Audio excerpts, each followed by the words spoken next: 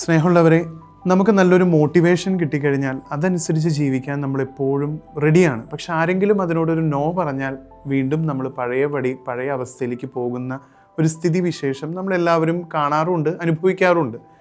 പക്ഷേ 12-ാം നൂറ്റാണ്ടിൽ ഇരുണ്ട കാലഘട്ടം എന്ന് വിശേഷിപ്പിക്കുന്ന ആ കാലത്ത് ഒരു പെൺകുട്ടി ഈശോയ്ക്ക് വേണ്ടി ജീവിക്കാൻ ആഗ്രഹിച്ച് വീടുപേക്ഷിച്ച് പോയ ഒരു പെൺകുട്ടിയാണ്. ഒത്തിരിയേറെ പേര് അവളോട് തടസ്സം പറഞ്ഞു.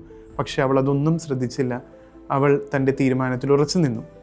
തുടർന്ന് അവൾ സുവിശേഷ ദാരിദ്ര്യം തൻ്റെ ജീവിതത്തിൽ പ്രാവർത്തികമാക്കാൻ പരിശ്രമിക്കുകയും അങ്ങനെ ഒരു സന്യാസ സമൂഹത്തിന് രൂപം കൊടുക്കുകയും ചെയ്തു.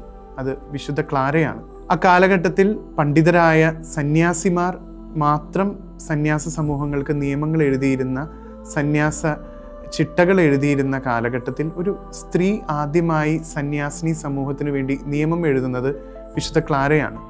പക്ഷേ ഇതിനുവേണ്ടി ഒത്തിരിയേറെ വിമർശനങ്ങളും ഒത്തിരിയേറെ പരിശ്രമങ്ങളും വിശുദ്ധ ക്ലാരയ്ക്ക് നടത്തേണ്ടി വന്നിട്ടുണ്ട്. കാരണം ആദ്യകാലങ്ങളിൽ സഭ ഇതിനെ അംഗീകരിച്ചിരുന്നില്ല.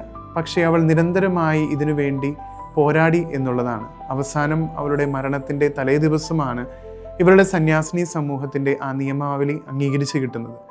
സ്നേഹമുള്ളവരെ, നമ്മുടെ ജീവിതത്തിലും നല്ല പ്രചോദനങ്ങൾ ഉണ്ടാകുമ്പോൾ അതിൽ സ്ഥിരതയോടെ നിൽക്കണം. ഒത്തിരിയേറെ പ്രതികൂലമായ സാഹചര്യങ്ങൾ നമ്മുടെ ജീവിതത്തിൽ വരും. പക്ഷേ നമ്മൾ ഒരിക്കലും തളർന്നു പോകരുത്.